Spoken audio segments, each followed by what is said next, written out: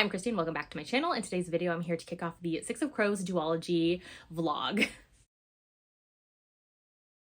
So Carrie from Book for Romance and McKay from Oh Hey It's McKay, they decided to set up this Six of Crows and Crooked Kingdom read-along to get prepared for the second season of Shadow and Bone, the Netflix adaptation that is happening in March. So I know for a bunch of the hosts, they were rereading the series that they love so much. For myself, I know I was reading it for the very first time. It had been on my TBR for years and just never really got to it after I had finished the Shadow and Bone trilogy years ago. So I'm so excited to get into it. Yeah, without further ado, I will be sharing my thoughts on the books.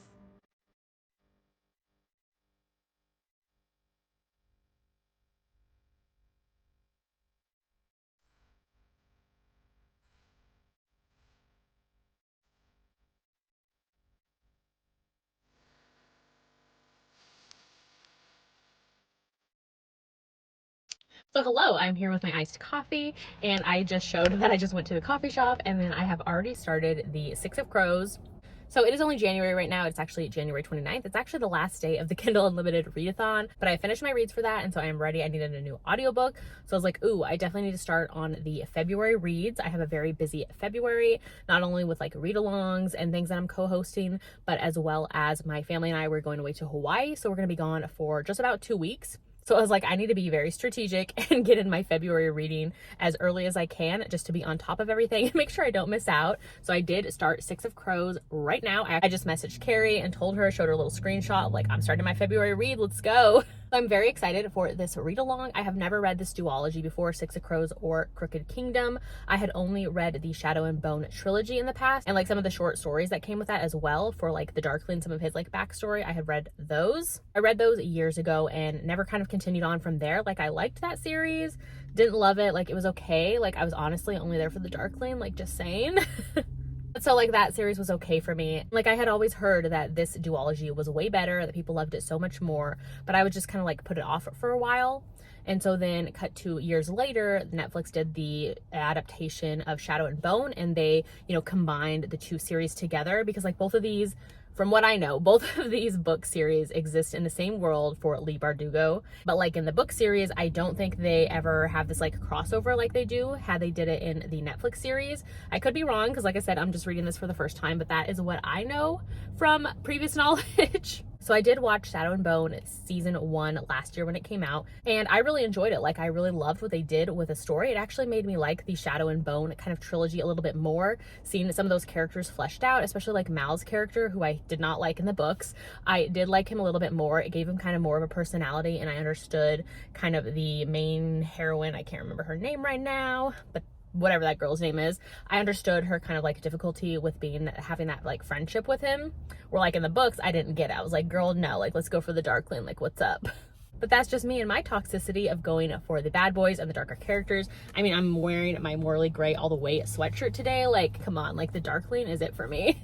So anyways, I'm just a couple chapters in to Six of Crows right now, and I am enjoying it so far. Like, it just jumps right into it, and I kind of like this setup with Kaz and Inej, which I know them from the adaptation, the Netflix show, and I'm just enjoying seeing them on page and kind of like having fun together. I did grab the audios, which are only available through Audible, and I'm just having a good time with it. Like, I like this kind of like full cast of characters. We're seeing all these different like little heist moments and kind of backstories happening with Inej and the menagerie. We're seeing Kaz and with like his cane, and like him kind of getting into some scuffles, so to speak, with some other like gangs, I guess is what you'd call them, on the streets. I'm curious to see where it will go from here. So far I'm enjoying it. Like, it's just a ride. I don't have any like fully fleshed out thoughts besides just that right now, but I did want to vlog this just to kind of have my own memories as well. So yeah, hopefully you enjoy, and I will check in when I have something else to share later.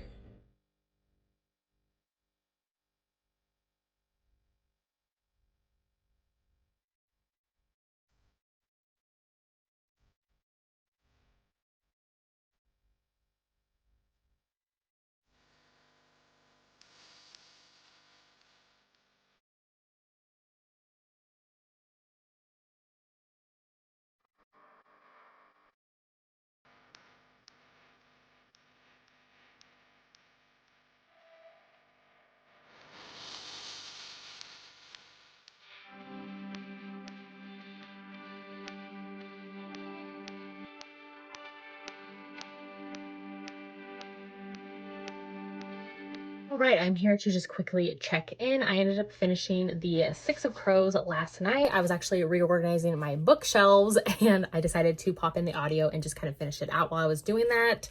But I do have the physical book here, so I wanted to hold it really quickly. I love this special edition that I got. It has black edges, and then the second book actually has the red edges. And so I just love how they look together. So I did finish this and I have some thoughts. So I ended up giving it 3.5 / rounding up to 4 stars on Goodreads. I think that I liked this. I didn't love it. I wasn't like super pulled into it or like in love with the characters like I know other people are. There are definitely some characters I had that are favorites in here. So I loved Matthias, I loved Nina, and I loved Inej as well. Kaz, I could like take or leave him. I wasn't really a super fan of him. So like I mentioned, I have read the other like Shadow and Bone trilogy from Leigh Bardugo in the past. And so I definitely think having that prior knowledge of the world, kind of how the Grisha work and all of that, like I think it definitely helps because I don't think that they describe their world, their magic system, the Grisha in general. Like they don't really describe how they work and kind of how all of that goes very well in this book. So I'm curious what people would think of this if they haven't read that other series, or like maybe they just don't care. I don't know. Or like maybe it doesn't bother them and they weren't fazed by it. But I felt like having that previous knowledge definitely helped me, at least. So like I mentioned, this one's very action-packed. I did try reading the physical book first and I couldn't really get into it very well. And so that's why I had switched to the audio. So I did have a hard time getting into the book, which I did really enjoy the audio though. So that did help. And I did feel like the story moves very fast. It is very plot heavy. They're doing this heist. We see Kaz kind of setting up this 6 crew of crows, so to speak, and kind of setting up all of these things. I did feel like it moves just like super duper fast. Like the writing was great. I did really love her writing in this one. I feel like the story as a whole, it just moves very, very fast, which is fun. And it's very like action paced and just keeps going. And like you're just along with all of these characters. But I felt like it doesn't really have a lot of time to let scenes breathe. And so I wasn't really like processing scenes as they went. Instead, I was just like along with them on this like fast-paced ride. Like I was entertained by it, but I find myself having a hard time like sitting down and talking about it or thinking about things that happened because it was just like boom, boom, boom, boom, boom, like all these things happening back to back, if that makes sense. I will say though, the end definitely grabbed my attention. I loved that kind of some like secrets and like little twists and turns happening and kind of that like fast paced speed of things happening at the end. And like, I'm definitely going to continue on in the story. I want to find out what happens. Like Inej is probably my favorite character in this one. I really liked her friendship with Nina, was super fun. And kind of that setup of like an enemies to lovers situation with Nina and Matthias. I don't know how to say his name.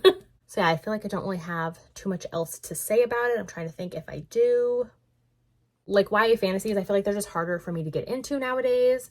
While I can be entertained by them, I find that it's just like very unbelievable for me to believe that this 17-year-old dude, Kaz, is like setting up this whole crew and all these things happening. Like in my mind, I automatically like age them all up because I'm like, 17-year-old, like come on. Like I did like seeing some of Kaz's backstory and kind of understanding him. Like I mentioned, I did watch the first season of the show and I do think that there was some parallels there. Like they definitely pulled from this and included things about the characters. So I felt like some of them I already knew, or some of the story beats I knew were going to happen. I did find myself liking some characters better in the show than I did in the books. So like Jasper's character, I liked him way more in the show version than I do in this book series. So I thought that was interesting. So yeah, those are my thoughts so far. I did jump into Crooked Kingdom next. Just a little bit into it so far, I think like 20%. And so far we are seeing kind of a continuation of the story. We're kind of seeing where they left off. Some people in particular were in some sticky spots in the previous book or kind of where they ended up. And so we're seeing kind of all the crew get back together again and things like that of where all the pieces kind of fell in the last book. And so I got to the part now where in Six of Crows at the end, Kaz ends up going to somebody and making a deal with him, trading some things for some money. And so I'm at the part in Crooked Kingdom where we just found out what Kaz did with that money and kind of the plan that is going to come from that now that he has all of his crew together. So we will see where it goes from there. Like I mentioned with Six of Crows, this one's kind of the same where it's just like very action-packed, very fast-paced, and like not having a lot of time to breathe for me for each scene. Like they just like boom, boom, boom, roll into one another. So we will see how it goes as it continues on. Like I'm liking it, it's entertaining, but I feel like I don't have a lot to talk about or to like process, you know? So yeah, so we'll see. All right, so I am here to check in. It is a new day. I ended up finishing Crooked Kingdom last night via audio. And I like this one actually better than I liked the first book, which was Six of Crows. I ended up giving this one 4 stars. Like I had mentioned before with Six of Crows, and then with the beginning of Crooked Kingdom, I found that they move very fast. This one, though, unlike the first book, Six of Crows, this one I feel like the first half was really fast, but then after that it kind of slowed down for me. So I did think the plot slowed down in this one, but like I wasn't mad about it because I was just here for the characters anyways. Like I was just enjoying them all together. So yeah, after the first book, I had my favorites, which was Inej, Nina, and Matthias. Matthias, I still don't know that dude's name. And those definitely remain my favorites. Like I had mentioned, I wasn't really a fan of Jesper's character in the first book, which I thought was funny because I really liked him in the Netflix adaptation. But like in this book, I grew to like him more. I feel like we saw a little bit more of his character, as well as Waylon's character. I really enjoyed him. I liked seeing his backstory in this one. It definitely was heartbreaking to see his backstory with his parents. And Kaz, he did grow on me a little bit. Like I said in the previous book, like I could take him or leave him. Like I was just kind of indifferent to him. But I did enjoy him a little bit more in this one, especially, well, mostly just because of towards the end of the book, like the things that he does for Inej, like I really liked that, and so that was nice. And I just really liked how this book ended and kind of tied it all up. I liked seeing them all work together. I think Jesper talks about in one of his like end little inner monologue moments, he's thinking about like how all 6 of them were perfect together because they all have strengths. Like himself, Jesper has his guns, Kaz has the brains, Nina is the wit, Inej is the, what is she? Is she the ingenuity? Something like that.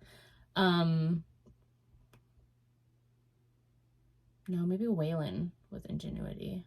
I'd have to look at my review because I posted in that because I knew I'd forget. Maybe Inej was clever, I don't remember. But then Matthias is his strength as well. And so yeah, I just liked seeing how they all paired together and worked together. This one, I did like it more than the first book, so that's good. And yeah, I don't really have much else to say. Like I liked it, I enjoyed it, and yeah, that's about it. I'm excited to watch the second season of the show because I really liked the Netflix adaptation and how they kind of blended both worlds together of Shadow and Bone and the Six of Crows. So I liked seeing that play out on a screen. And yeah, so I got these done pretty early into the month. Like right now it is the weekend before we end up going on our trip to Hawaii. So I wanted to get a lot of my reading done for the month ahead of time because we are going to be gone for just about 2 weeks. So quite a lot of time. So I think this might just turn into my fantasy read along vlog situation for the whole month because next I want to jump into the graphic audios for the ACOTAR series, which I'm doing a read along for that as well, and I'm so excited. This will be my 4th time rereading the series. Since I have read it, I have reread it every single year since, and like, yeah, I can't wait. Like, I'm so excited. And I'm gonna do the graphic audios for the first time, which before I've only done SJM's books via physical and ebook. So I've never done any of her audios, and I've heard great things about the graphic audio. And like with her books, I feel like I definitely picked up a lot more reading them physically, like with my eyes, just because she has like so much going on in her world. So now that I know the characters and know the world, I feel like now I can jump into the audio and like I can enjoy it for just the ride that it's going to take me on instead of like taking, you know, all of my notes that I have for the entire like world of SJM. So I will check in later. This vlog is probably going to wrap through the entire month of February, but we will see. So yeah, check in later.